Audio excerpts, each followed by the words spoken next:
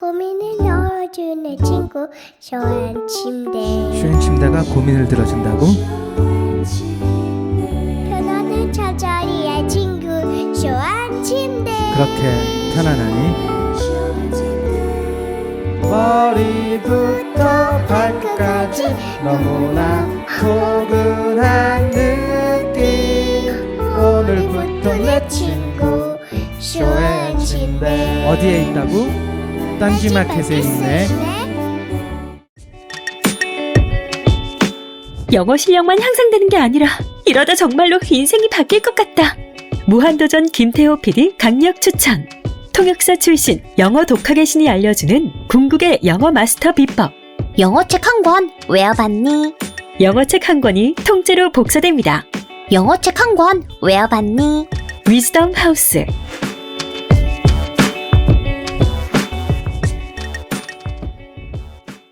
엄마, 나 가게 안 하고 싶은데. 너 가게 해봤니? 너 음식 만들어봤니? 인테리어는? 집기는? 일할 사람은? 운영은? 가게 자리는? 세금은? 너 돈이 있니? 나는 요술램프 몬스터 셰프다. 네가 원하는 모든 것을 들어주마. 맛집의 맛을 똑같이 만들어줄 수 있어요? 맛뿐만 아니라 돈과 청음의 모든 비법을 알려주겠노라. 야하!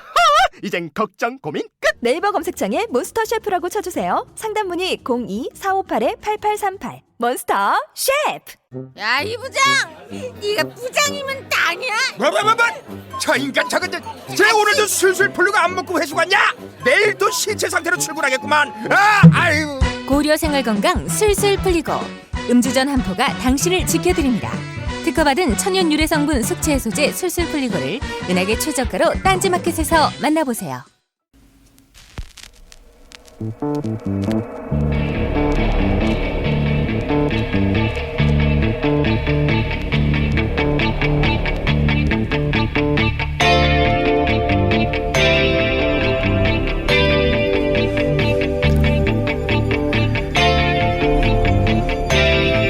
안녕하세요, 김호준입니다.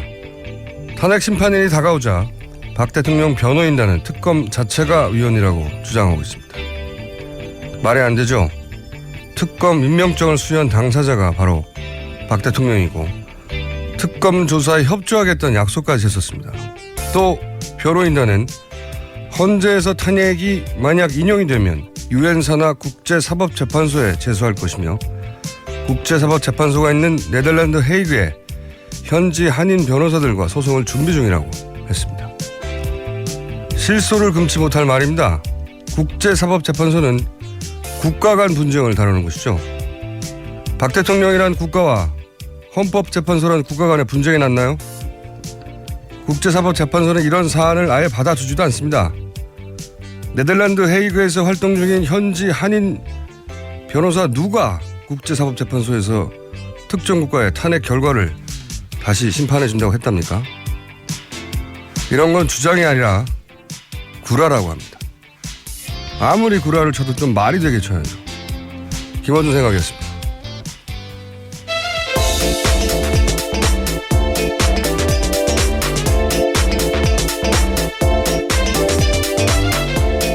시사인의 김은지입니다. 네. 국제사법재판소. 네네.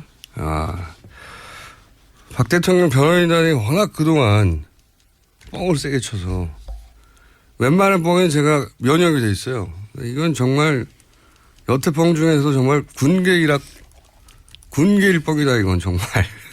국제사법재판소에서 헌재판 이게 제가 보기에는 가짜뉴스의 소재로 제공하는 것 같긴 한데 여기는 국가 간 분쟁을 다루는 거거든요. 영토 분쟁이나. 예, 그런 사실을 알고도 일부러 그런 주장을 할 가능성이 큽니다. 가능성이 큰 게 아니고 당연한 거죠. 이 변호사가 한 얘기인데.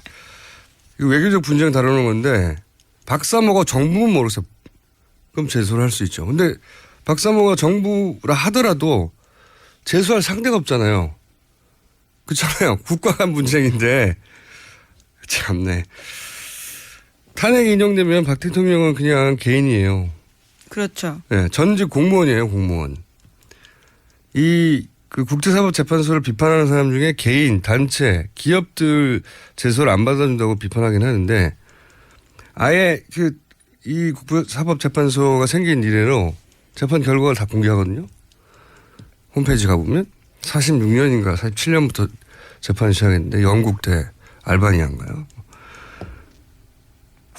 국가 대 국가예요. 전부 다. 당연하죠. 그러라고 생긴 건데. 제가 만약에 화성에 제가 소유한 주상 복합 건물이 있습니다. 뭐 이런 말을 했다고 쳐요. 그러면 기사에 그냥 실어줍니까? 말도 안 되는 소리라고 하지. 그러니까 이거는 언론이 그냥 받아 써주는 게 말이 안 되는 거예요. 말이 안 되는 주장을 했는데. 더구나 법을 가장 잘 아는 변호사가. 게다가 더 웃긴 거는 헤이그에서 활동 중인 현지 한인 변호사들과 소송을 준비 중이라고. 한 발 더 나간 뻥이죠, 이게. 정말 가짜뉴스의 그 행태를 그대로 띠고 있는 것 같습니다. 그러니까요. 헤이그에서 활동 중인 현지 이런 말을 하면 아 그래요? 헤이그에 활동 중인 현지 변호사 사무실 연락처 좀 달라고 기자들이 물어봐야죠. 있을 리가 있습니까 이런 사람이? 아 정말. 최순실 씨 같은 경우에도 유엔 인권위에다가 자기 인권 침해 당했다고 제소한다 그랬었거든요. 그러니까 이제 가짜뉴스의 소재이고 네. 부당하다는 걸 말하려는 건데 이런 얘기를 하면 되물으면 되잖아요. 헤이그 한인 변호사는 누군가요? 한 번만 물어보면 됩니다. 나올 리가 없거든요. 설사 헤이그에 활동 중인 현지 한인 변호사가 있을 수 있다 하더라도 더군다나 그 사람은 여기에 이 탄핵 결과를 가지고 국제사법재판소에 갈 수 없다는 거를 당연히 다 알죠. 그걸 왜 몰라요? 야, 이런 뻥을 칩니까? 이런 뉴스를 그냥 고스란히 실어주는 게 문제예요. 아 정말. 자, 첫 뉴스는 뭡니까? 네, 국가정보원이 어제 헌재 정보 수집한 사실은 있다라고 인정을 했는데요. 어제 열린 국회 정보위에서 이병호 국정원장이 밝힌 바라고 김병기 더불어민주당 간사가 브리핑했습니다. 그러니까 헌재를 담당하는 조직과 인력 존재하고 정보 수집 행위 있었다 이렇게 인정을 한 거죠. 게다가, 정보 수집은 했는데 사찰 안 했다? 네, 그렇게 해명하고 있습니다. 왜냐면요, 사찰이라고 하면 도청을 하든 미행을 하든 그런 게 있어야 하는데 절대 그런 건 없었다. 이렇게 이병호 원장이 주장하고 있거든요. 사찰의 정의가 도청과 미행이에요? 카톡 보면 어떻게 돼요? 카톡. 문자를 보거나 통화 내역을 확인하거나. 예전에 그 이탈리아 해킹팀의 제품, 네, RCS요. 예. 그 제품은 뭐 한다고 하고 했습니까? 네. 그리고 이유가 더 재밌어요, 이유. 아니, 헌재 재판소를 왜 정보 수집을 하느냐 했더니 이제 대공 뭐 이런 얘기 했는데 헌재에 공산당이 있다는 얘기입니까? 뭐 대공이 왜 나와요, 여기서. 대단히 웃긴 변명이라고 생각이 드는데 국가정보원이 아니라고 할 때 국가정보원을 압수수색을 한다든지 뭘 할 수가 없잖아요. 네. 이렇게 부인하겠죠, 당연히. 네, 허용된 범위에서만 여기도 한정해서 인정하고 있어가지고요. 쉽지 않습니다, 압수수색. 근데 이제 오히려 SBS가 보도했던 사실관계가 상당 정도 맞다는 건 드러났죠. 거기 실제 지목한 그 4급 직원이 대법원을 헌재를 담당하는 건 맞다. 네, 올해 초부터 담당하고 있다라고 사실이라고 인정했습니다. 그리고 2013년, 15년엔 법원을 담당한 적도 있고 네. 이 기간이 왜 중요하냐면 그때 이제 양승태 대법관 사찰 문건 얘기가 나왔으니까요. 사실관계는 맞았어요. 예. 근데 하지만 사찰은 하지 않았다. 정보 수집만 했다. 술 마셨는데 술 마시고 운전했는데 음주운전은 아니다. 뭐 이런 비싼 얘기죠. 다만 양승태 대법관 사찰 문건 관련해서는 그 직원이 관계없다 이렇게 밝히기도 하긴 했는데요. 그 직원이 관계없다고 한 건지 그 대상이 양승태 대법관이 아니라고 한 건지는 모르겠으나 여하간 뭐 의뢰 예상했듯이 부인했습니다. 예, 속칭 국정원 법조팀 있다라는 거죠. 네. 자, 다음 뉴스는요? 네, 특검 관련된 뉴스인데요. 특검이 김영재 원장의 부인인 박채윤 씨가 지난해 초 우병우 전 수석의 부인과 여러 차례 통화한 기록을 확보했다고 합니다. 그런데 박채윤 씨 같은 경우에는요, 이 사실을 적극적으로 부인했다고 하는데요. 그 이유가 최순실 씨가 우 전 수석의 부인의 휴대폰을 빌려서 자신과 통화한 거다 이렇게 이야기한 겁니다. 굉장히 재밌는 뉴스예요. 이게 좀 헷갈리는데 김영재 원장 네. 골프 치러 갔다고 당일날 아침에 4월 16일 날. 네네네. 네.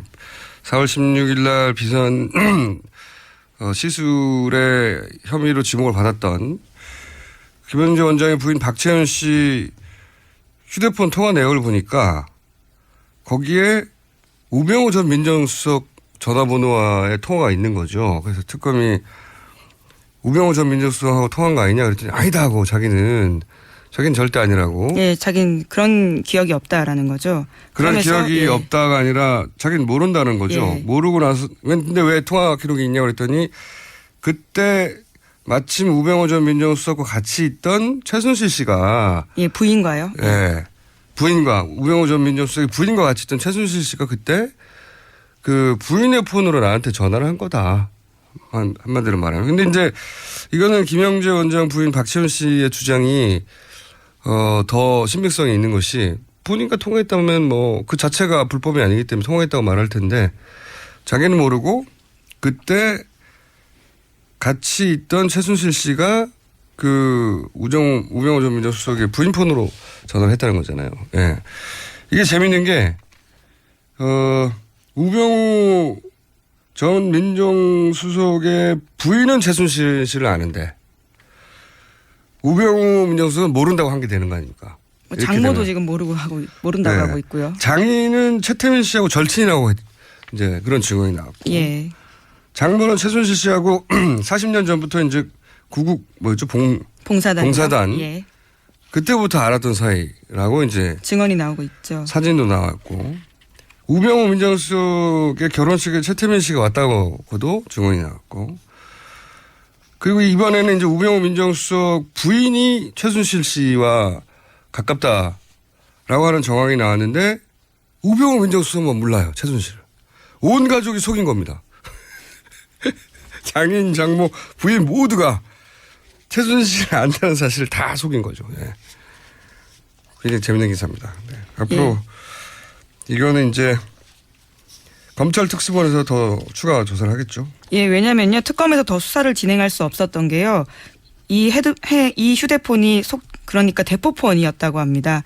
그래서 이영선 행정관이 개통해 준 건데 사건이 터지고 버리라라고 해서 실물을 확보하지 못해서요. 더 수사를 진행하지 못했다고 합니다. 실물을 확보하지 못했지만 통화 기록이 나와 있으니까요. 예. 네, 추가 수사가 검찰에 의해서 우병우 민정수석 팀을 만들었다고 하니까 굉장히 재밌는 단신인데 재밌는 뉴스입니다.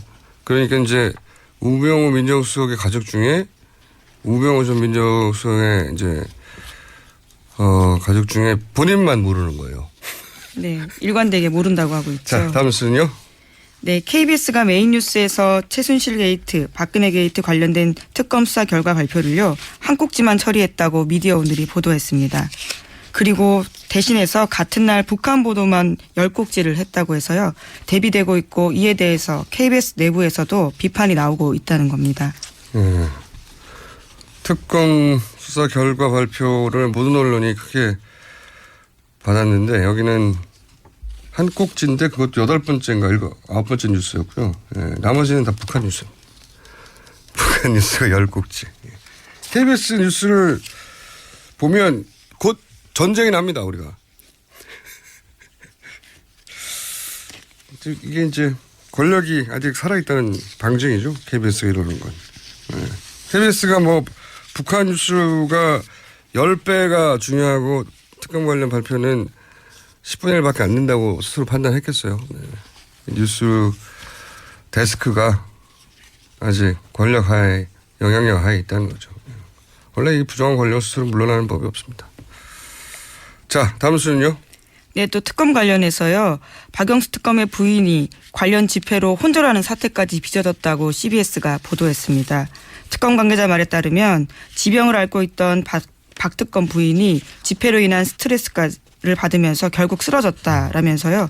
잠시 외국으로 나가는 방안까지 검토 중이다. 이렇게 밝혔습니다. 그러니까요. 이건 경찰이 뭐 하나 몰라요. 예전에 세월호 관련해서 집회가 있으면 세월호 그 노란 리본 있지 않습니까? 그것도 압수했었어요. 경찰이. 그런데 이 방맹이 들고 지금 특검 집 앞에서 휘두르는데 그냥 둔다는 거 아닙니까? 말이 안 되는 거죠. 네. 이 배지를 뭘 합니까? 그것도 압수했었는데 지금 경찰은 이 친박 집회에 대해서 대단히 관대한 건 명백한 사실이에요. 예. 역시 권력이 아직 살아있다는 방증 중에 하나죠. 다 수사에는 다 입건해야죠. 당연히. 네, 또 특검 같은 경우에도요. 가처분 신청했거든요. 집회 금지해달라고요. 27일에 했는데요. 그 신문 같은 경우에는 6일에 열렸습니다. 그리고 아직까지도 결과가 나오지 않는데 말도 안 되는 거죠. 예, 이런 건 빨리빨리 해줘야 되는 이익이 있음에도 불구하고 가처분 심리인데도 굉장히 느리게 진행되고 있는 거죠. 일부러 그런데 다 권력이 아직 살아있다는 겁니다. 예, 박 대통령의 권력이. 자, 다음 뉴스는요. 네, 김종인 전 더불어민주당 비대위 대표가 어제 탈당의 뜻을 공개적으로 표시했습니다. 그리고 나서 기자들과 만나서 대선 출마를 배제하지 않느냐라는 질문에 대해서는 그건 마음대로 생각하시라라고 이야기를 했고요. 또 새로 교섭단체를 만들려고 하는 정황도 보인다고 합니다. 간만에 대선 읽긴 뉴스가 나왔네. 이 김종인 전 대표 관련 뉴스는 항상 개헌이라는 단어를 세트로 읽어줘야 되는데 한번 얘기를 제가 며칠 전에 한 것 같은데 개헌 이슈는 원래 개헌을 고리로 친박, 친문 제외 다 모여라 이거였거든요. 제3지대니 뭐 빅텐트니. 그러다가 이제 탄핵 국면에서 이게 바뀝니다. 친박은 포함하는 걸로. 자유한국당, 바른당, 국민의당이 공동으로 개헌 전선을 만들어서 민주당 후보와 대결구를 만든다. 이렇게 바뀌어 가고 있는 중이에요. 왜냐하면 지금 현재 민주당 세가 워낙 지지율이 잘 나와서 근데 이제 자유당, 바른당, 국민당만으로는 200석이 안 되거든요. 개헌선. 여기에 그래서 민주당의 비문 세력이 합해져야 된다. 그러면 200석이 넘어가요. 개헌선이. 그 비문의 구심점이 김종인 전 대표다. 그래서 계속 김종인 전 대표를 거론해 왔던 건데 이제 그림은 김종인 전 대표가 그러면 이 비문 세력을 이끌고 탈당을 해서 본인만의 세력을 만들어서 그러기를 바라는 사람들이 있겠죠. 네. 그리고 나서 민주당 대 나머지 세력의 그 고리를 개헌으로 잡는 거죠. 이렇게 전선을 만들려고 하는 건데 이제 그 과정에서 특별한 주자가 없으면 본인이 직접 그 연대 대선 주자가 될 수도 있는 거 아니냐. 뭐 이런 전망이 나오는 거고요. 근데 정치인이 이제 큰 그림을 그리는데 그리고 그 큰 그림 속에서 자기 뜻을 펼치겠다는 게 나쁜 게 아니죠. 모든 정치인이 다 그렇게 하죠. 예. 근데 제가 이 탈당 뉴스 관련해서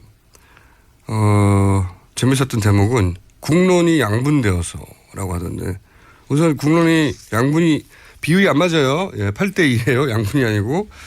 근데 어쨌든 본인이 그래서 국민 대통합을 이루겠다. 이게 탈당의 명분이에요. 국민 대통합. 설사 국론이 5대5로 양분되었다고 해도 본인이 뭐라고 국민 대통합을 합니까? 여러 당을. 국민 대통합의 상징성이 본인한테 없는데 저는 이 명분이 좀 웃깁니다. 네. 국민 대통합이 필요하다고 쳐도 그게 왜 본인이에요? 네. 하여튼 김종인 전 대표 관련 뉴스는 항상 개헌을 키워드로 같이 읽어줘야 됩니다. 네. 여기까지 하고 자 또 특검이나 최순실 관련 뉴스는 없나요? 예. 최순실 씨가요. 이번에는 장관 인사까지도 개입했다라는 서울신문 보도가 있는데요. 장관 인사뿐만이 아니라 대사, 금융권까지도 손을 뻗쳤다라는 건데 이임순 순천향대 교수 공소장에 따르면요. 이 교수는 서창석 서울대병원장 등을 통해서 보건복지부 장관, 교육부 장관, 식약처장, 베트남 대사 후보까지 물색해서 최순실 씨에게 추천했다라는 겁니다. 이게 제가 보기에는 말이죠. 박근혜 대통령 그 변호인단이 최근에 들어서 이제 박근혜 대통령 입장이라고 계속 주장하는 그리고 최후 진술, 최후 변론 내용도 그렇지만 박 대통령은 최순실 추천으로 단 한 명도 임명한 적이 없다는 게 이게 입장이거든요. 혼자에 낸 입장이고. 근데 이제 보면은 우리가 너무나 잘 아는 그 유명한 김종 전 차관부터 이임순 순천향대 교수 추천으로 들어갔다는 거 아닙니까? 본인이 인정했고 양자가 인정했어요. 예. 그러면 이임순 교수만 아는 사람을 대통령이 어떻게 알았죠? 김종 차관 같은 경우에는 하정희 순천향대 교수의 추천이 있었던 걸로. 예.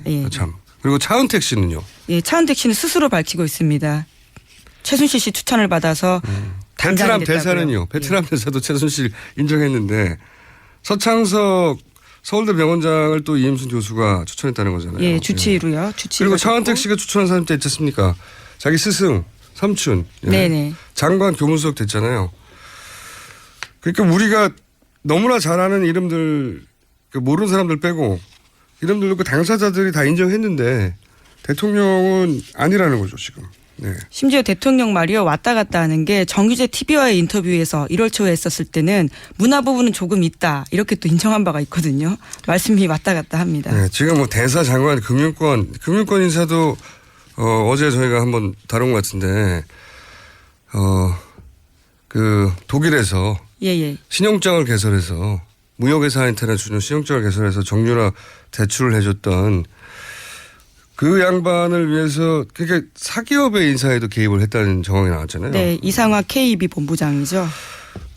또 있어요. KT 광고 담당자로 들어가 있는 사람들. 네네. 네. 이동수 신혜성 씨요. 그 사람들은 뭐 대사 장관급도 아니에요. 그냥 사기업의 광고 담당자인데 그걸 대통령이 직접 지목해가지고 그 사람들 취직시키려고 한 거 아닙니까? 예. 네, 너무 많은데 우리가 모르는 건 더 많겠죠. 그렇죠. 초반에 조금 등장했었는데요. 대한항공의 고 아무개시라고요. 거기도 인사를 개입했었다라는 의혹이 있었습니다. 지점장으로 갔던가요? 예. 네, 독일에 있다가 제주도로 갔었는데요. 제주도에 예. 그 당사자들은 인정을 해요. 당사자들은.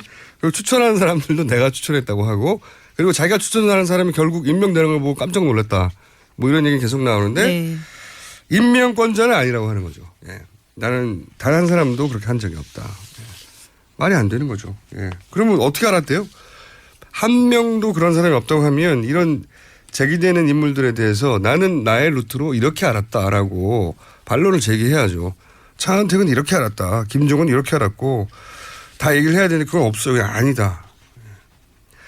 당사자들이 다 맞다는데 본인은 아니다. 게다가 다이어리도 나왔지 않습니까? 우리 종범실록에도. 네네. 거기에 인사 관련된 자료 정말 많습니다. 거기서 특히 그 KT 인사 같은 경우 메모 다 있잖아요. 네. 전화번호도 쓰여 있고요. 대통령이 하라고 해서 한 걸로 다 돼 있잖아요. 근데 아니라고. 자, 한 꼭지 정도 더 제목 스크린 할 수 있을 것 같은데 뭐가 있습니까? 예, 지난 6일 경기 오산공구 기지에요. 사드 발사대 2기가 사드. 예, 도착했습니다. 큰 뉴스죠. 네, 저희가 탄핵 국면이어서 사실 미루고 있는 중요한 아이템 중에 하나인데 사드는 이제 미국이 중국을 상대하는 데서 우리를 장기말로 활용하는 거죠. 활용하는 거. 저는 그렇게 바라봅니다. 중국 입장에서 바라보면 예전에 왜 케네디 시절에 구소련이 쿠바에다가 미사일 갖다 두려고 했잖아요. 그 쿠바 위기로 여기는 거예요. 중국 입장에서는. 바로 코앞에 다가오니까. 예. 바로 코앞에서 자신들이 미국에 대해서 가지고 있는 핵 견제 능력 이거 약화시키는 장비가 오니까 중국은 이렇게 난리를 칠 수밖에 없죠. 예. 사드 관련해서 제 불만은 다른 거 다 떠나서 이게 북한이 미국까지 이제 미사일을 날릴 수 있는 대륙간 미사일을 ICBM을 개발하고 있고 그걸 탐지하려는 것도 중국을 견제하기 위한 사드인데 미국도 말하잖아요. 사드는 미국 본토 방어용이라고 미 의회에서 예산 따낼 때 그렇게 보고해요. 본토 방어용이라고. 트럼프도 얘기하셨습니까? MD 시스템이라고 미사일 방어 시스템이라고. 예, 디펜스. 우리 국방부만 MD 시스템 아니라고 부득부득 우기고 있어요. 미국에서는 다 맞다고 하는데 근데 이제 우리가 이걸 받아들여주면서 그 반대 급부로 미국으로부터 우리가 받는 게 뭐냐 이게 있어야 될 거 아니에요. 예. 좋아. 국제 정치 역학적으로 이걸 받아줄 수밖에 없는데 그리고 중국은 반발하는데 우리는 이렇게 해야 할 무슨 군사적인 외교적인 또 뭐 경제적인 이유가 있어. 이걸 설명해 줘야 되는데 마치 사드가 오로지 한반도만을 위한 것이라고 거짓말을 하니까 저는 이게 제일 큰 문제라고 생각해요. 이런 이유, 이런 손실이 있고 이런 이익이 있는데 이걸 따져봐라 이렇게 말해야 되는데 다 아니라고. 미국이 우리를 위해 설치해 주는 거라고. 말도 안 되는 소리죠. 아니 사드가 우리나라만을 위한 건데 미군이 왜 자기 비용으로 설치합니까? 예. 네, 미국은 자기 이익이 없는 곳에 자기 돈을 안 써요. 말도 안 되는 소리인데 그런 얘기를 하니까 화가 나는 거죠. 예. 미국이 우리한테 이런 걸 요구했고 우리는 그걸 내주고 거꾸로 우리는 이걸 받는다. 그런 설명을 안 하니까 화가 나는 겁니다. 기본적으로. 이 얘기는 이제 탄핵 이후에 저희가 본격적으로 다뤄보기로 하죠. 자, 오늘 여기까지 하겠습니다. 시사인의 김은지였습니다. 감사합니다. 여성 여러분, 골반이 삐딱하면 허리가 아파요. 아랫배가 나와요. 골반이 바로 서야 건강도 아름다움도 바로 섭니다. 바디로직을 입으세요. 토크밴드의 입체적인 탄력이 틀어진 골반을 바로잡습니다. 간편하고 확실한 골반 교정 타이즈 바디로직.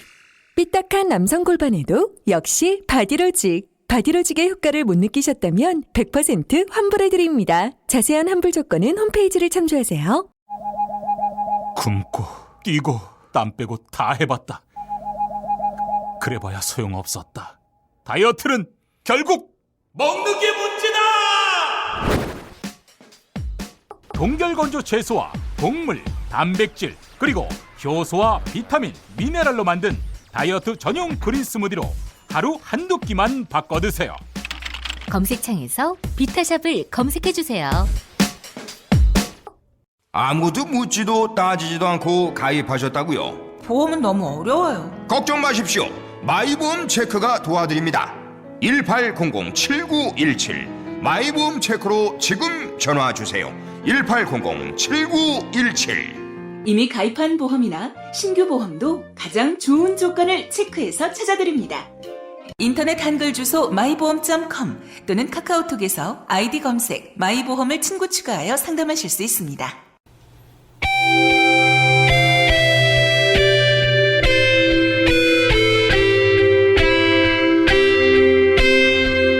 항상 나라를 생각합니다.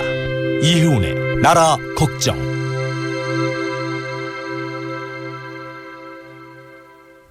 나라 걱정 이전에 당 걱정이 심각한 상황입니다. 이혜원 의원 나오셨습니다. 안녕하십니까. 안녕하세요. 네. 바른정당 분위기가 불안불안할 것 같아요. 헌재 판결이 난다 하면서 계속 안 저희가 나니까. 사실 어제 전까지만 해도 저 같은 경우는 네. 탄핵에 대해서 의심한 적이 없거든요. 단 한 번도. 예. 네. 뭐 1%도 의심한 적이 없는데 갑자기 어제 선고 기일이 미뤄지니까 네. 그동안 우리가 이런 일이야 설마 없겠지 했던 그 설마가 사람 잡는 거 아니야? 막 이렇게 좀 걱정이 돼요. 당내도 그런 분위기가 있어요? 예. 근데 그 설마가 뭐냐면 헌재 재판관들끼리는 네. 평결은 그냥 각자 자기 소신을 얘기하는 거니까 그거는 예. 뭐 만장일치가 될 필요는 없고 예. 표결로 몇 대 몇 하면 되는 거 아니에요? 네네. 그냥 6표만 넘으면 되는 거니까. 네. 아니 6표, 5표 어쨌든 3분의 2. 6표, 예. 뭐 7이 되든 8이 되든 네. 달라지는 거니까. 근데 이제 만장일치 합의를 이뤄야 된다는 게 선고 기일 지정이라는 거였잖아요, 원래부터. 네. 그래서 만약에 이제 대통령 측을 편들어주는 엑스맨이 있다면 네. 그 엑스맨들이 쓸 가장 좋은 전략은 뭐냐? 평결에서는 자기들이 아무리 반대표를 던져봐야 이거를 뒤집지 못한다면 선고 기일을 3월 13일 이후로 넘겨서 이정미 재판관이 퇴임하게 만들고 그래서 7명 체제를 만들면 탄핵을 뒤집을 수 있는 거 아니야? 만약에 엑스맨이 2명이라면. 혹은 이제 새로 임명될 재판관이 이제 지명이 됐으니까 새로 임명된 그분이 지명이 되려면 한 달 정도 한 달 걸리죠. 걸린단 말이죠. 그러면 네. 그동안 공전하는 거죠. 네. 그러면서 연기되는 거죠, 또 다시. 심지어 이제 새로 지명된 이 재판관에 대해서는 이제 주변에 지인들의 평이 뭐냐면 손해를 좀 보고 압박을 좀 받더라도 소신대로 하는 걸 본 적이 없다. 소신대로 하는 걸 본 적이 없다. 보통 그러니까 이제 앞문장을 보면 손해를 보고 압박을 받더라도 반드시 소신대로 한다에. 아니 근데 그 지인들이 앞문장이- 그렇게 얘기를 해요. 뭐 사법연수원 동기생이나 이런 사람들 몇 군데 전화해봤더니 늘 보면 누구랑도 이렇게 사이가 나빠지는 걸 원치 척을 않기 지지 때문에 않고. 예, 네. 척을 지지 않으려고 하기 때문에 대세를 특히 추종해야 이제 한다. 윗사람이든 자기를 추천한 사람이든 이런 사람들과 굉장히 잘 지내려고 하는 성격이다 이렇게 얘기를 해요. 그런 우려가 좀 있다. 네. 예. 그분의 실력을 떠나서 그분의 성향이 그러하다는 그러하다는 세평이 있다는 거죠. 세평이 있어요. 예. 예. 그래서 이제 걱정하시기로는 3월 13일 이러다가 넘기는 거 아닌가. 넘기면 이건 완전 탄핵은 정말 위험해지는 상황이 되잖아요. 넘겨서 혹시 이제 그러면 7인 체제가 되니까 그럼 새로 임명하자고 하고 또 한 달 지나가게 될 거고 그리고 나서도 그 8인 체제에서 이제 그 이전과는 다른 양상 이 벌어져 가지고 이게 이제 기각이 돼버린다든가 예를 들면 뭐 각하가 된다든가 가능성에 관한 얘기인데요. 새로 임명될 걸로 예상되는 분이 예를 들면 어떤 압력이나 이런 거에 영향을 받아서 기각적으로 돌아선다든가. 기각적으로 돌았으면 이거는 탄핵은 안 되는 거죠. 계속 끌고 그냥 연말까지 갈 수도 있는 상황이 돼버리는 거예요. 두 명의 소위 엑스맨이 실제 존재하는지 아닌지는 모르겠으나 그런 얘기들이 많았는데 지금 시점이면 나와야 하는 건데 아직도 안 나오는 걸 보니까 너무 불안한 혹시 거죠. 그 엑스맨 설이 사실인가? 이렇게 생각이 되면서 막 갑자기 어제 굉장히 저희는 많이 걱정했어요. 내부적으로. 제가 진작부터 걱정하라고 말씀드렸잖아요. 아예 근거 없는 얘기는 아니다 싶은 여러 가지 정황들이 있는데 물론 뭐 그렇다고 해서 반드시 그 두 사람 혹은 뭐 두 사람 이상일 수도 있는데 그분들을 성향 분석 뜻대로 된다는 건 아니지만 이게 안심만 하고 바라볼 일은 아니다라고. 그렇다고 뭐 저희가 뭐 헌재를 압박할 수도 없고. 할 수 있는 카드는 없죠. 정말 기도만 하고 있어요. 더더군다나 바른정당 같은 경우에는 탄핵을 기치로 들고 분당한 곳이기 때문에 탄핵을 기치로 분당을 했기 때문에 지금 태극기 부대는 완전히 바른정당이 배신자라는 등 완전히 그냥 바른정당만 타겟으로 해서 죽이고 있잖아요. 거기다가 또 이제 저희는 기각이 되면 전원 총사퇴 의원직 떼겠다 이렇게 했기 때문에 저희는 이제 기각되는 순간 뭐 사라지는 상황이 될 것 같아요. 저는 사라지지는 않을 거라고 봐요. 네. 왜냐하면 사퇴서 내도 의장이 받아줘야 되는데 그런 국회의원 그만큼의 국회의원이 한꺼번에 사라지는 걸 국회의장이 받아줄 리가 없죠. 하지만 어쨌든 정치적으로는 굉장히 입지가 좁아지는 상황이 되는 거고 좁아지는 정도가 아니라 이제 뭐 어떻게 합니까 이거. 그게 말도 안 된다고 생각이 드는데 이 정도 사안에도 탄핵을 못하면 정말 어떻게 하라는 거죠? 아니 사실은 이게 뭐 바른정당의 문제가 아니라 대한민국의 문제죠. 그러니까요. 만약에 이런 혐의, 증거, 물증, 온갖 개 증언 이렇게 나왔는데도 탄핵이 통과가 되지 않는다면 탄핵은 도대체 언제 쓰라고 만들어 놓은 제도인지. 그러니까요. 정말 이 정도 사안. 이건 헌법에서 탄핵이란 제도를 없애는 게 맞다고 생각해요. 저도 그렇게 생각하는데 하지만 우리는 8인 중에 한 명이 아니기 때문에. 자, 그리고 저희 PD가 기도하신다고 하니까 기도는 저쪽이 훨씬 많이 하는 것 같다고 지금. 그쪽이요? 3일절 나와서도 하고. 이런 말 하면 죄송하지만 도대체 누구 기도를 들으실지 분명할 것 같아요. 이분 행보에 대해서 어떻게 생각하십니까? 이게 영향을 바른당에도 미칠 것 같은데 김종인 전 대표가 탈당하셨잖아요. 네. 근데 탈당을 예고했죠. 곧 탈당할 것 같은데. 오늘 탈당기를 접수한다고 또 뉴스에 났더라고요. 근데 그 뉴스들이 맞는 적이 별로 없어가지고요. 그래요? 네.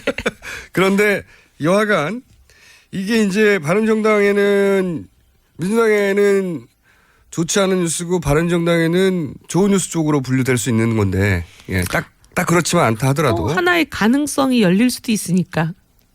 자, 김종인 전 대표가 우선 대선 후보로 본인이 직접 선수로 뛸지도 모른다.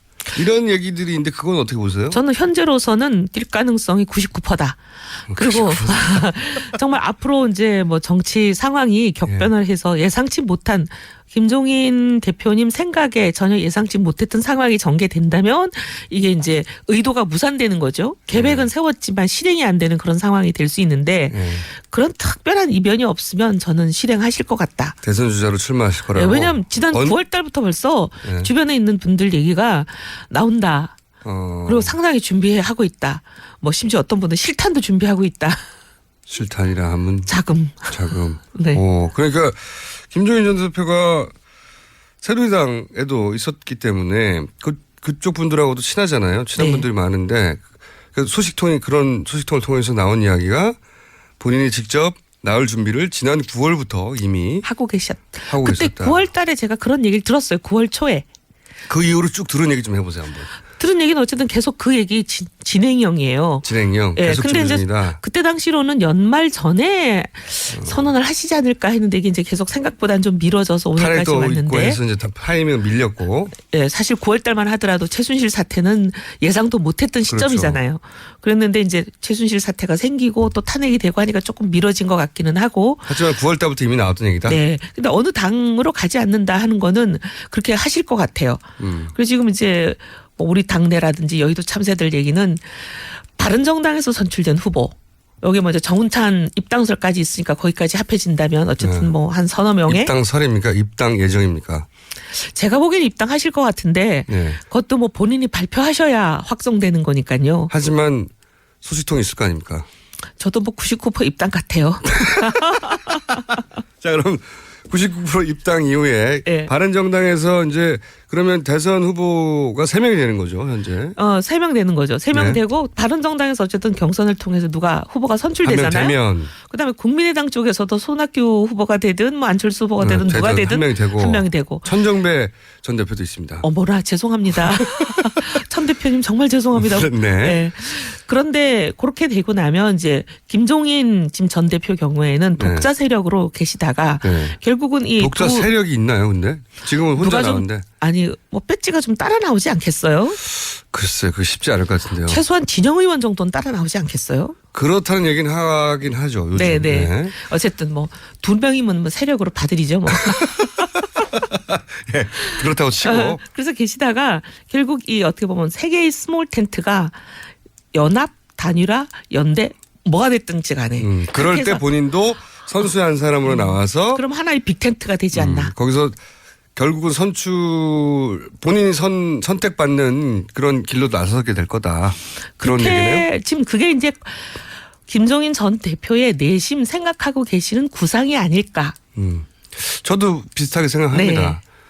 그러면 상식적으로 보기에 그렇게 보이죠? 네, 다들 뭐 그런 정도 외에는 길이 없잖아요. 본인이 다른 길은 상상력 부재인지 제가 잘 머리에 떠오르지 않아요. 본인이 정당을 만들 수도 없고 그러기엔 시간은 너무 없고요. 그리고 본인이 다른 당에 들어가기에는 본인이 생각한 본인의 위상. 본인 스스로는 당 대표급인데 다른 데 들어간다는 것도 그렇고 그죠? 다른 당에서 당 대표 맡으십시오 하고 오라고 할 리도 없잖아요. 그것도 그렇고. 다들 그렇게들 생각하시는 것 같아요. 그러니까 어느 정당으로는 가지 않겠다. 어떤 정당으로든 그 말씀이 다 믿어지는 거죠. 네, 그래서 본인이 밖에 있으면 그냥 자기가 나 대선 후보야 하면 그냥 대선 후보 되는 거니까요. 경선도 할 필요 없고. 경선도 필요 없고. 네, 제가 보기엔 경선하면 집니다. 당내에서 어디 들어가서 하든 간에 다 져요. 그런데 그렇게 선언을 해서 이제 본인도 선수의 한 사람으로 뛰어들 가능성이 99%다. 그런 얘기면 오래됐다 이미. 예. 9월 달에 그 얘기 들었을 땐 되게 충격이었어요. 네. 뭐 심지어 실탄 얘기까지 나와서 그 정도까지 구체적으로 계획을 세우시나? 이제 이게 뭐 소문이니까 그렇게 생각했었는데 점점 시간이 지나면서 나오시는 길로 가는구나. 그렇게 생각했죠. 드디어 이제 직접 행보를 한 발 뗐구나. 네, 거기다가 어떻게 보면 울고 싶은데 뺨 때려준 격으로 민주당이 또 상법 개정안까지 거의 날려버렸잖아요. 저는 그 이해를 못하겠어요. 왜 그랬는지 민주당이. 그렇게 개혁 얘기하면서 특히나 이번 최순실 사태로 보면 얼마나 재벌의 구조개혁이 필요한지 절실한지 온 국민이 공감을 하고 있는데. 민주당을 깔 수 있는 타이밍이니까 마음껏 공개하세요. 그건 뭐 민주당 의원들이 나오면 나중에 얘기하겠죠. 근데 제가 더 궁금한 것은 이거예요. 바른정당에서 혹은 의원님이 보시기에 대선 후보로서의 경쟁력은 있다고 보십니까? 독자적인? 누구 김종인 전 대표요? 네. 사실 되면 참 잘하실 분인데 우리 정치의 비극은 되면 잘하실 분들이 꼭 잘 되기가 어렵더라고요. 되면 잘하실 분에 동의하는 분도 있고 동의하지 않는 분도 있겠지만 어쨌든 제가 궁금한 것은 지지율이 나오겠냐 이겁니다. 한마디로 말하면. 제가 이제 함축적으로 말씀드렸잖아요. 되면 잘할 분들이 꼭 보면 되기 어려운 게 지지율이 잘 안 나온다는 뜻이죠. 지지율은 안 나올 것이다. 네. 치명적인 이야기네요. 자, 정운찬 그러면 전 총리죠. 네. 예, 정치인들은 항상 직전에 가장 높은 직책을 불러줘야 되니까. 정운찬 전 총리는 얘기가 거진되어 가는 중인 걸로 지금 보이는 건데 그러면 그죠? 정찬 총리 입장에서도 선택지가 많지 않은 것 같아요. 그렇죠. 네, 왜냐하면 국민의당은 감정적으로 틀어진 것 같고요. 아유, 개문발차라고 얘기하는데 얼마나 모멸적이에요. 개문발차가 뭐예요? 원래 그쪽으로 가야 할 여러 가지 가능성을 마음이. 타진하고 계셨던 것 같아요. 저희 방송에도 나오셨는데 그때만 하더라도 국민의당으로 많이 기울어진 듯하게 얘기를 하셨는데 그 사이에 그때는 저희가 어떻게 보면 구애를 잘 안 했던 때거든요. 예. 절로 이제- 가겠거니 하고 있었구나. 아 근데 우리 사람인 줄도 모르고 그래갖고 막 창당하고 뭐 하는데 완전히 그냥 정신이 팔려가지고 그러고 있다가 이제 좀 정신을 차려서 정운찬 후보 정도면 우리랑 비슷한 길 아닌가? 우리가 영입을 하고 모셔오려고 노력을 해도 가능성이 있는 분이다 이런 생각들을 이제 서서히 하면서 이 사람 저 사람이 많이 얘기를 한 것 같아요. 그래서 바른정당에 오시는 길이 살 길이다. 근접했군요. 네. 그래서 그런데 지금 문제는 말이죠. 정운찬 전 총리도 합류하게 된다 하더라도 현재 바른당의 후보들이 너무 바닥이에요. 지지율이. 뭐 어쩌겠어요. 지금 나라가 완전히 양극단으로 양분돼가지고 양극단 아니에요. 8대2. 8대2. 많이 봐도 8대인데 8대인데 이제 제 얘기는 비중이 똑같다는 뜻은 아니고 양쪽이 갈라지긴 했다. 갈라지면서 네. 서로가 굉장히 극성스러운 사람들이 빨아당기고 있는 거잖아요. 그러니 중도가 이게 뭐 설 자리가 없어요. 양쪽이 다 땡겨가가지고. 지난 시간에 한번 말씀드렸지만 저는 그렇다기보다는 바른정당이 항상 그렇게 얘기하는데 80%에 부합되도록 바른정당이 명쾌하게 행동하지 못한 게 아닌가. 이걸 반반으로 해석한 거 아닌가 그런 생각이 들어요. 저는. 사실은 뭐 저희도 그런 점 인정합니다.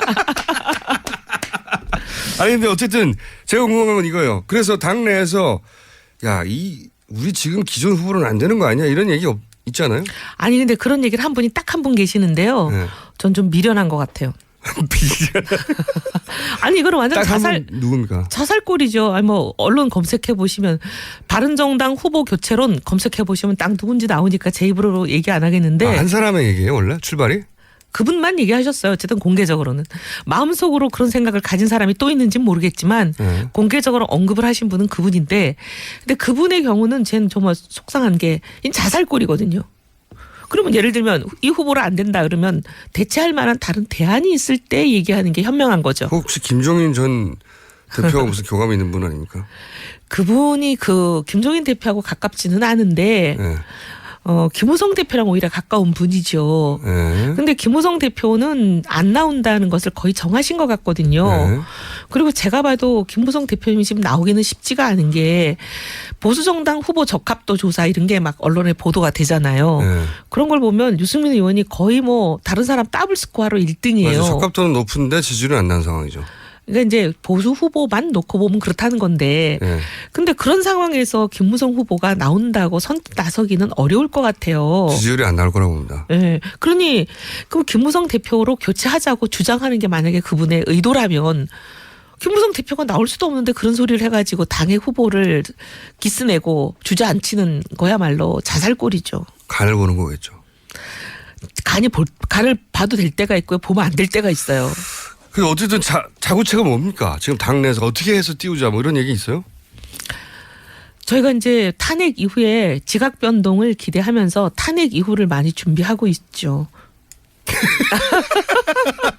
별 계획이 없는 것으로 지금 파악되고 있고 특히 유승민 의원은 뉴스공장에 안 나와서 안 뜨는 거예요. 여기 다 거쳐갔는데 왜 안 나오시나 몰라요. 아, 다 거쳐갔어요? 정말 한 사람도 거의 다 빠짐없이? 거쳐갔어요. 거의 다. 어머 정말. 그래요? 전정배 전 대표님 죄송하고요. 아 유력 주자들 1% 이상은 거의 다. 1% 이상은 예. 남경필 후보도? 그럼요. 2번인가 3번인가 나왔는데요. 어머나 그러셔요? 예. 제가 꼭 말씀드리겠습니다. 여기를 거치지 않으면 무망하다. 홍문표 의원이 그런 얘기를 했나요? 홍준표? 홍문종 참. 아 누가 그런 얘기를 했죠? 뭐라고? 교체해야 된다고 후보. 아니요. 아니에요? 우리 당내에서 나온 얘기예요. 당내. 아니 홍문종 의원이야 뭐 자기 당이나 잘할 일이지 1%도 안 되는 사람들만 모시고 계시면서 뭐 3% 넘는 사람 걱정까지 할 필요는 없는 것 같고 이런 거 오지랖이 넓다고 하죠. 말 나온 김에 홍준표 도지사의 출마에 대해서는 떨떠름하십니까? 좀 이해가 안 돼요. 아니 우리나라가 그래도 명색이 법치국가고 하고 새누리당 시절에 지금은 이제 자유당이 됐지만 새누리당 시절에 만든 당원 당규가 그대로 지금 자유당에 돼 있는 거잖아요. 어쨌든 기소가 됐다. 기소가 됐다는 건 우리나라 검찰이라는 공기관이 공공기관이 여러 가지 증거랑 모든 걸 수사를 해보니 이 사람이 혐의가 있다. 유죄일 가능성이 굉장히 많다. 라고 해서 기소를 하는 건데 기소가 되는 단계가 되면 당원권이 정지가 되고 어떤 활동도 할 수 없는 걸로 돼 있어요. 근데 제일 중요한 대선 후보가 되는 활동을 지금 기소가 돼 있는 상태에서 무죄가 확정되지도 않은 사람이 한 번은 유죄 한 번은 무죄니까 거의 1승 1패예요. 근데 나오겠다. 이건 좀 이해가 안 돼요. 아니 뭐 거기에 대해서 본인은 뭐 여러 가지 할 말이 있다고 하는데 제 말은 뭐냐면 본인이야 할 말이 늘 많으시죠. 예, 할 말은 정말 많은 분이죠. 심지어 탄핵 소추가 되신 분도 저렇게 할 말이 많으신데. 제 말은 홍준표 도지사가 출마하게 되면 바른정당에는 좋은 게 아니지 않습니까? 그죠? 당연히 그렇죠. 예. 그렇지 않아도 지금 주목도가 바른정당 후보들한테 안 오고 있어서 걱정인데 홍준표 도지사가 가장 잘하는 게 사람들이 본인을 홀리는 거. 아니 교란 작전이라고 하죠. 찬성하든 반대하든 이목을 본인에게 집중시키는 스킬은 아주 뛰어나요. 그러니까 전혀 본질적이지 않은 문제로 본질을 덮어버리는 그 홀리는 걸 굉장히 잘해요. 일단 쳐다보게 만드는 거죠, 사람들이. 네. 예. 그래서 이제 근데 정치인한테는 쳐다보게 만드는 능력이 필요하잖아요. 유승민 의원한테 왜 그게 없냐. 다시 또 쳐다보게 만드는 능력도 뭐 어떻게 보면 필요할지도 모르지만 그게 충분 조건은 아닙니다. 근데 그분은 그거 말고 뭐가 있나 궁금해요. 쳐다보게 만든 다음에 말싸움도 잘해요. 그게 쳐다보게 만드는 거죠. 그분의 네. 스킬이잖아요. 스킬이죠. 네. 뛰어난 스킬이죠. 아주. 네. 거기서부터 지금 제가 보면 유승민 의원하고 홍준표 도지사하고 토론을 붙으면 그게 냉정하게 그 사실관계를 떠나서 홍준표 마치 도지사가 이긴 것 같은 느낌을 줄 거예요. 근데 우리 국민들이 이제 그런데 속지 말아야죠. 그런데 속아가지고 지금 나라가 이 꼴이 되는 걸 보면서도 또 속으면은 저희도 정말 미래가 없습니다. 민주당에서 몇 명 정도 탈당할 거라고 바른정당에서는 개헌 때문에 아니면 김종인 전 대표를 따라서는 아까 제가 말씀드린 분 말고는 정도? 아니 그렇게 그분 말고는 제 머리에 떠오르는 이름이 없어요. 사실 더 이상 킹메이커를 하지 않겠다고 말하는 순간부터 그런데 대선에 역할을 하겠다고 했으니까 할 역할이 뭐 있습니까? 아니 본인이 직접 출마하는 거죠. 그렇죠. 제가 보기에는 그때부터 계획을 세우셨던 것 같아요. 그러니 9월 달에는 굉장히 구체적인 얘기가 지인들 사이에서 나오는 거잖아요. 총알은 얼마나 준비됐답니까? 아니 이제 뭐 그런 구체적인 얘기는 없고 대선 후보는 자금도 있어야 된다. 그러니까 그런 말들이 이미 나왔었다. 자금도 있어야 된다고. 네. 대선이 뭐 그냥 아무것도 실탄 없이 되는 건 아니지 않느냐. 준비된 후보다 이런 얘기들을 많이 하셨어요. 준비된 후보다까지. 남 얘기 할 때가 아닌데 바른정당. 탄핵이 인용된 이후에 만약 인용된 이후에는 자유한국당과 바른정당의 포지션이 확 바뀔 거 아닙니까? 라고도 전망하고 있죠. 바른정당 내에서도. 그렇죠? 저희는 그걸 기대하고 있죠. 왜냐하면 상식적인 사회라면 대한민국이 탄핵이 인용이 됐는데 소위 자유당이 설당이 있다면 그건 대한민국에 문제가 있는 거 아닌가요? 그래서 탄핵이 인용되면 틀림없이 어쨌든 양쪽 중에 힘이 이쪽이 더 셀 것 같아서 자유한국당을 지지하는 지지자들이 이제 일로 넘어올 것이라고 하는 기대를 가지고 있는 거죠. 그러기도 하고 탄핵에 찬성표를 던져놓고 지금 그 안에 있는 그분들이 거기 있을 수가 있겠어요? 탈당도 할 것이다. 아니 탈당을 안 하면 그분들은 왜 정치를 하는 거며? 탈당 몇 명 할 걸로 얘기되고 있어요 지금. 왜냐하면 30몇 명이 지금 거기에 찬성표를 찍어놓고 앉아 계시는 거잖아요. 그러면 그 작업도 하고 숫자를 딱 계산하면 66명이 찬성표를 민주당 그렇죠. 이외에서 찍었다고 생각이 되는데 물론 일일이 확인한 건 아니지만 근데 문제는 그럼 우리가 32명이니까 적어도 저쪽에 더 많이 남아 있는 거 아니에요 우리보다? 그렇죠. 예, 우리보다 더 많이 남아 있는 저분들은 도대체 뭔가요? 그러면서 지금 당론은 탄핵은 되면 안 된다. 그다음 대통령은 죄가 없다. 이런 식의 대세에 휩쓸려 가지고 그냥 가만히 계시는 거잖아요. 그럼 왜 탄핵을 찬성하신 건지. 힘을 여전히 친박이 가지고 있다는 거죠. 당내에서. 네. 그러니까 그분들은 거기에 계속 있으시면은 안 되죠. 정치 도의상. 그러면 그분들이 탄핵 인용과 함께 탈당할 거라고 전망 정도가 아니라 접촉이 있습니까? 접촉은 뭐 이제 개인들끼리 3, 4, 5 친한 의원들 통해서 뭐 우리가 언제 가야 돼? 언제 나오면 좋은 거야? 뭐 이런 얘기들을 하신다 그래요. 언제 가면 좋은 거야? 예. 그런 얘기가 뭐 있기는 하지만 구체적으로 뭐 그런 게 한 30여 명 된다. 아니 그런 접촉을 하는 사람이 30여 명이라는 얘기가 아니라 접촉을 하는 사람은 몇 명인지 안 쉬어봤는데 접촉을 해야 될 사람이 30 몇 명인 거죠. 그렇군요. 탄핵 결과에 따라서는 이제 확 바뀌겠군요. 확 바뀌기를 기대하는데 우리 대한민국이 제발 좀 이제 정상성을 회복했으면 좋겠어요. 자, 오늘 여기까지 하고요. 네. 탄핵을 위해서 기도 중이신 이혜은 의원이었습니다. 다음 주에 뵙겠습니다. 감사합니다. 저는 김어준이었고요. 잠시 후 3부에서 다시 뵙겠습니다.